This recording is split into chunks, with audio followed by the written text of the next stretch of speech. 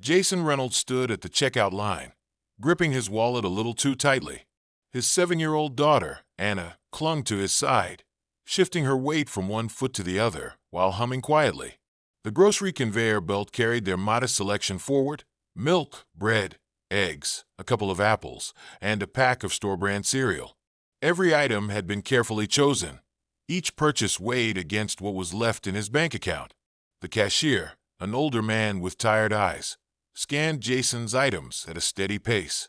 Jason did a quick mental calculation: $23.45. He had that much, barely. His paycheck from the auto shop had been smaller than expected this week, and rent was due in 5 days. He exhaled slowly, keeping his face neutral for Anna's sake. But just as he reached for his card, the woman in front of him let out a frustrated sigh. Jason glanced up. She was well-dressed: tan slacks, a crisp white blouse, and an expensive-looking leather purse slung over her shoulder. Her blonde hair was tied back neatly, and she had the kind of presence that made her seem important, like someone used to having things go smoothly. The cashier gave her a sympathetic look. "Ma'am, it says your card's declined." The woman frowned. "That's impossible. I used it earlier today." Jason watched as she tried again. Same result. She checked her phone, muttering something under her breath. "Great. Bank probably flagged it for security." She hesitated, glancing at the total on the register: $24.78. Jason saw the hesitation in her eyes. She could probably afford this 10 times over, but at this moment, she was stuck. He knew the feeling. He shifted his weight, glancing down at Anna, who was now watching the woman curiously. Jason hesitated. It wasn't like he had money to spare, but he knew what it felt like to be stuck at a register with no options. Before he could second-guess himself, Jason stepped forward and pulled out a worn $20 bill and a 5 from his wallet. He slid it onto the counter. "I got it." The woman turned to him, her blue eyes widening. "Oh no, it's fine," Jason said quickly, not wanting to make it a big deal. "Happens to the best of us." She hesitated again. "Are you sure?" "Yeah," Jason cut in, forcing a small smile. "Really, just pay it forward someday." The woman looked at him for a long moment, as if trying to figure something out. Then, finally, she gave a slow nod. "Thank you. I appreciate it." The cashier made the change, handing her the receipt. She took her bags, pausing just before leaving. "What's your name?" "Jason," he said simply. She gave him a small, thoughtful smile. "I'm Rebecca." Then she hesitated again, glancing at Anna. "And your daughter?" "Anna," Jason said, resting a hand on his little girl's shoulder. Rebecca nodded. "Thank you, Jason. Really." And with that, she was gone. Jason turned back to his own groceries. He did a quick recalculation in his head. He was going to be short. He had just barely enough before. But now, the cashier must have noticed his pause because he gave Jason a knowing look. "I can put something back if you need me to." Jason swallowed his pride. It screamed at him, but he knew better than to let it get in the way of reality. "Yeah, maybe the apples." Before the cashier could remove them, Anna tugged at Jason's sleeve. "Daddy, can we keep them? You like apples." Jason hesitated. "Sweetheart, we have to make sure we have enough for—" "I have my piggy bank money," she announced. "I can help." Jason's chest tightened. He forced a smile, ruffling her hair. "That's really sweet, kiddo, but that's your money." "But you always say we help people when we can," she said stubbornly, puffing out her little chest. "You help the lady. I can help you." Jason exhaled, feeling his heart ache a little. "You're a good kid, you know that." Anna beamed. "I know." The cashier, smiling slightly, rang up the rest. Jason paid, barely scraping by, and they left the store with their modest haul. As they walked toward the car, Jason glanced down at Anna, who was swinging her bag happily. "You really didn't have to do that, you know." She shrugged. "You always say being nice is more important than money." Jason chuckled softly, shaking his head. "Guess I do say that." They got into the car, and Jason sat for a moment, gripping the steering wheel. He was going to have to figure out how to stretch his paycheck until rent was due. But for some reason, as he looked at Anna happily munching on an apple in the back seat, the weight on his shoulders felt just a little lighter. He had no idea that his simple act of kindness was about to change everything. Jason didn't think much about the woman from the grocery store after that day. His mind was too occupied with more pressing concerns, rent bills, and making sure Anna never felt the weight of his struggles. She was too young to worry about things like overdue notices and empty bank accounts. That was his burden to bear, not hers. The next few days passed in a blur of work and exhaustion. Jason spent his mornings under the hood of cars at the auto shop, his hands stained with grease, his back aching from long hours. The job paid, but not nearly enough to keep up with rising costs. Every dollar was stretched thin, and with Anna growing fast, there was always something new she needed: shoes, school supplies, or just a little treat now and then to keep her childhood bright. One evening, after picking Anna up from school, Jason drove home in silence. His thoughts were heavy. Rent was due in 2 days. He had most of it, but not all. He'd have to figure something out. Maybe pick up an extra shift, sell something, or just pray for a little luck. Anna, sitting in the back seat, kicked her legs idly. "Daddy." "Yes, sweetheart. Did you know apples are good for your heart?" Jason smiled despite his worries. "That's so." "Yep." She nodded enthusiastically. "Miss Carter said so in class. She also said being kind is good for your heart too." Jason glanced at her in the rearview mirror. "That's a smart teacher you got." Anna grinned. "I like her. She tells funny jokes." Jason chuckled softly, shaking his head. For all the stress in his life, Anna was his constant source of light. She had a way of making even the hardest days feel a little less impossible. When they got home, Jason checked the mail. Out of habit, bills, as expected. He sighed, flipping through them, just as he was about to toss them onto the kitchen table. His phone buzzed, unknown number. He hesitated. Normally, he ignored calls from numbers he didn't recognize, probably telemarketers or another bill collector. But something made him pick up this time. "Hello, Jason." The voice was familiar, but he couldn't place it right away. "It's Rebecca from the grocery store." Jason blinked in surprise. "Oh, hey, I hope I'm not bothering you," she said quickly. I wanted to thank you again for what you did the other day." Jason leaned against the counter, rubbing the back of his neck. "It wasn't a big deal." "It was to me," Rebecca said. There was a pause. "You didn't have to do that, and I could tell you weren't exactly in the best position to help, but you did anyway." Jason didn't know what to say to that. He wasn't the kind of guy who did things for recognition.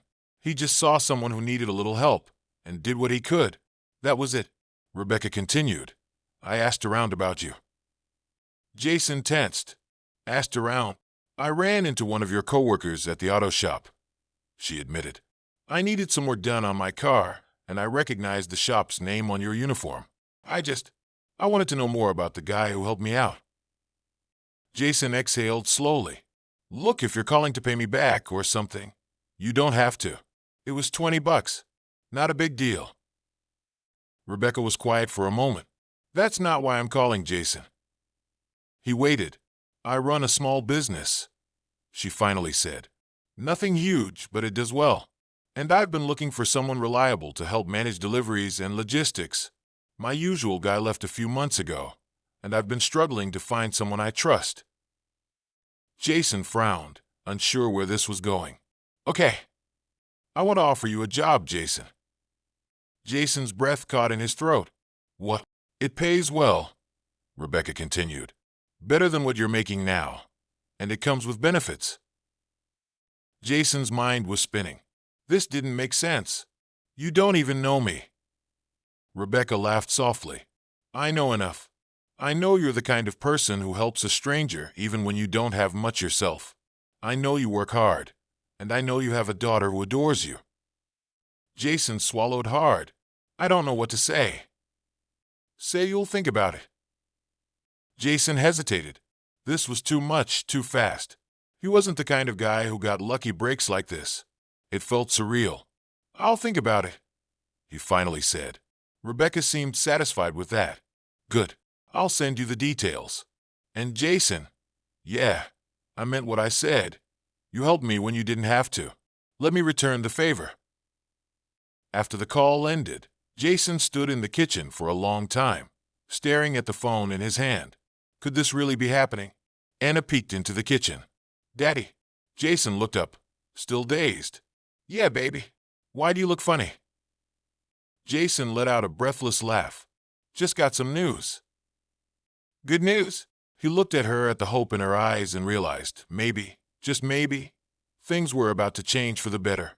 "Yes, sweetheart," he said, scooping her up into a hug. "Really good news." Jason barely slept that night. His mind raced with possibilities, doubts, and cautious hope. He'd been struggling for so long that the idea of something finally going right felt almost foreign. Could he really take this job? Could he trust that it was real? The next morning, after dropping Anna off at school, Jason sat in his car outside his apartment, staring at his phone. Rebecca had sent him the job details overnight: salary, benefits, responsibilities. It was real, and it was more money than he'd ever made in his life. His hands tightened around the steering wheel. It almost felt too good, like one of those scams where they lure you in with promises, only to pull the rug out from under you. But Rebecca didn't seem like that kind of person, and she hadn't asked for anything in return. Jason exhaled. He needed to talk to her. He called before he could second-guess himself. She picked up on the second ring. "Jason." He ran a hand through his hair. "I got your message." "Good." She could hear the smile in her voice. "What do you think?" "I think it sounds too good to be true." Rebecca chuckled. "I get that, but it's real, and I meant what I said." Jason hesitated. "Why me?" "Because I trust my instincts," she said simply. "And my instincts tell me you're exactly the kind of person I want working for me." Jason swallowed. His whole life, he'd been scraping by, taking whatever jobs he could find just to survive. No one had ever offered him something like this. No one had ever looked at him and thought he was worth more. "All right," he said finally. "I'll do it." There was a pause. Then Rebecca laughed softly. "I was hoping you'd say that." They arranged to meet at her office that afternoon. Jason spent the rest of the morning at the auto shop, finishing up his last shift. His boss, a gruff but decent man named Mike, clapped him on the shoulder when he told him he was leaving. "Good for you, kid," Mike said. "You're a hard worker. You deserve a break." Jason nodded, feeling a strange mix of relief and nervousness. "Thanks, Mike." By the time he arrived at Rebecca's office, his stomach was in knots. The building wasn't huge, but it was modern and well-kept. He stepped inside, feeling out of place in his worn jeans and oil-stained jacket. Rebecca greeted him with a warm smile. "Jason, glad you came." He nodded, shaking her hand. "Thanks for having me." She led him into a conference room and went over everything in detail. The job was straightforward: overseeing deliveries, managing schedules, making sure things ran smoothly. It was work he could handle, work he could actually build a future on. And the salary? It was more than double what he'd been making at the shop. When they finished, Rebecca leaned back in her chair. "So, what do you think?" Jason let out a slow breath. "I think this could change my life." Rebecca smiled. "That's the idea." Jason started the job the next week. The transition wasn't easy. There was a lot to learn, and he had to adjust to a whole new routine. But for the first time in years, he felt like he was moving forward instead of just treading water. He could finally breathe. And most importantly, Anna wouldn't have to see him struggling anymore. A month passed, then two. The money was steady. The bills were paid on time. Jason even managed to start saving a little, something he hadn't been able to do in years. One evening, as he and Anna sat on the couch watching cartoons, she turned to him suddenly. "You smile more now," she said matter-of-factly. Jason blinked. "What? You used to look sad a lot," she said, swinging her legs. "But now you smile more." Jason felt a lump in his throat. He pulled her into a hug, pressing a kiss to her forehead. That's because things are getting better, sweetheart. She grinned. I like it. Jason exhaled, holding her close. For the first time in a long, long time. He liked it too. Jason settled into his new job faster than he expected. The learning curve was steep at first, but Rebecca was patient, and his natural work ethic carried him through. He spent his mornings organizing deliveries, making sure shipments arrived on time, and handling any logistical hiccups that came up during the day. It was busy work, but it was steady, honest, and most importantly, it paid well. For the first time in years, Jason felt like he wasn't just surviving. He was finally moving forward. The difference in his life was noticeable almost immediately. Rent was no longer a looming threat. The fridge stayed full. The collection of overdue bills that had once cluttered his kitchen counter was now gone paid. More than anything, Anna noticed the change. She still had the same bright energy, the same boundless enthusiasm for the little things in life, apples, bedtime stories, her favorite cartoons. But now there was something else, a quiet ease. She didn't hear Jason sigh as often. She didn't catch him rubbing his temples at the table, staring at a pile of bills. And most of all, she didn't see that tired sadness in his eyes anymore. One evening, as they sat on the couch together, she curled up beside him and looked up with a thoughtful expression. Daddy? Yes, sweetheart. She hesitated, kicking her little feet against the couch cushion. Are we rich now? Jason laughed, shaking his head. Not quite, kiddo, but we have more money now. He nodded. Yeah, we do. Anna considered this for a moment then. In the most serious voice a 7-year-old could muster, she said, Do we have enough to buy a castle? Jason chuckled. Not even close. Anna sighed dramatically. That's okay. I think I'd get lost in a castle anyway. Jason ruffled her hair. You're probably right. Anna was quiet for a moment. Then she looked up at him again. Can we do nice things for people now? Like you did for the lady at the store. Jason's chest tightened. He wasn't sure why, but the question hit him hard. He thought back to that day at the grocery store, how he barely had enough for his own groceries, how he'd hesitated before handing over that $20.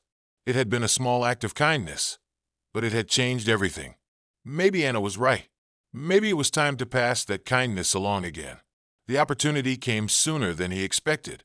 A few days later, Jason stopped by a local diner for lunch. It was one of those small, old-fashioned places that still had checkered floors and a jukebox in the corner. The kind of place where the waitresses called you hon and kept your coffee cup full without asking. Jason had just finished his meal when he overheard a conversation at the counter. An older man, probably in his 70s with thinning white hair and a worn-out jacket, was talking to the waitress in a low, embarrassed voice. Are you sure? The waitress, a woman in her 50s with kind eyes, leaned in slightly. I can talk to the manager. Maybe work something out. The old man shook his head, gripping his wallet. No, I thought I had enough. Jason watched as the man pulled a few crumpled bills from his pocket, counting them slowly. His hand shook slightly, and his face was red with quiet shame. Jason didn't think. He just stood up, walked to the counter, and handed the waitress a $20. Cover his meal, he said simply. The waitress blinked in surprise. Oh, hon, you don't have to. I want to, Jason said. The old man looked up at him. His watery blue eyes filled with something Jason recognized all too well, pride battling against gratitude. I can pay you back, the man said, his voice rough. Jason shook his head. Just pay it forward someday. The old man stared at him for a long moment. Then slowly he nodded. Jason didn't wait for more. He simply smiled, tipped his hat slightly, and walked out. As he stepped into the cool afternoon air, he felt something light settle in his chest. Anna had been right. It felt good to help, just for the sake of helping. And maybe, just maybe, that kindness would come back around again someday. A week passed, then another. Life settled into a rhythm. Jason never thought he'd have the kind where he wasn't constantly looking over his shoulder, waiting for the next crisis. Anna was happier. That was what mattered most. She laughed more freely, without that quiet, unspoken worry that had once lingered in her eyes. Jason knew she'd noticed the struggles before, even when he tried to shield her from them. She was smart, too smart sometimes. But now, she didn't have to worry anymore. One evening, as they sat on the couch together, she curled up beside him, her tiny fingers playing with the fabric of his shirt. "Daddy?" "Yes, sweetheart." She hesitated, then looked up at him with those big, thoughtful eyes. "Are we still going to help people?" Jason smiled, brushing a strand of hair from her face. "Of course we are." Anna grinned, satisfied. "Good, 'cause it makes people happy." Jason chuckled. "Yeah, it does." The next morning, Jason pulled into work, sipping his coffee as he stepped inside. He was settling into the job well. The work was busy but manageable, and Rebecca had been nothing but supportive. They developed an easy rhythm, one built on mutual respect. She trusted him, and for the first time in a long time, Jason felt like he was in a place where he belonged. As he walked into his office, he found Rebecca already there, leaning against the desk with a knowing smile. "You're early," Jason said, raising an eyebrow. "I wanted to talk to you," she said, arms crossed. "About something important?" Jason set his coffee down. "Sounds serious." "It is." She straightened. "I've been watching you these past few months, Jason. You've done more than I expected. You didn't just take the job. You made it better. You've streamlined deliveries, fixed scheduling issues, and even handled customer complaints better than I ever did." Jason shrugged a little embarrassed. "Just doing my job." Rebecca shook her head. "No, you're doing more than that." She took a breath. "I want to promote you." Jason blinked. "What?" "I want you to manage operations," she said simply. "Full control, bigger salary, more responsibility." Jason stared at her, his brain struggling to catch up. "Rebecca, that's huge." She nodded. "I know. I don't even know if I'm qualified for that," Jason said. Rebecca tilted her head. "Did you know if you were qualified for this job when I offered it to you?" Jason hesitated. "You figured it out," she continued. "And you'll figure this out too." Jason exhaled slowly. It was overwhelming. Just a few months ago, he was barely scraping by, counting pennies at the grocery store. Now this. "Take the weekend to think about it," Rebecca said, sensing his hesitation. "But Jason, you've earned this." Jason nodded, his mind still spinning. That night, as he sat at the kitchen table, staring at the job offer Rebecca had emailed him, Anna climbed into the chair beside him. "What are you thinking about?" she asked, swinging her legs. Jason rubbed his jaw. "A new job offer." Anna's eyes widened. "A new job?" "Not a new job," Jason clarified. "Just a bigger one." Anna considered this, then tilted her head. "Do you want to do it?" Jason hesitated. "I don't know." Anna frowned. "Why not?" Jason sighed, running a hand through his hair. "Because it's a lot of responsibility, and I don't want to mess it up." Anna was quiet for a moment. Then, with all the wisdom of a 7-year-old, she said, "But you always tell me to try my best, even if something's scary." Jason looked at her, startled. Anna nodded seriously, like she'd just given the most important advice in the world. "So you should do it. And if it's hard, just try your best." Jason exhaled, a slow smile spreading across his face. "You're a smart kid, you know that." Anna grinned. "I know." The next morning, Jason walked into Rebecca's office and shook her hand. "I'm in," he said. Rebecca smiled. "I knew you would be." Life kept moving. The struggles weren't gone. Jason knew they never would be completely. But for the first time in his life, he wasn't just surviving. He was building something for himself, for Anna, for their future. And maybe, just maybe, all of it had started with that $20 bill in the grocery store. Funny how life worked that way.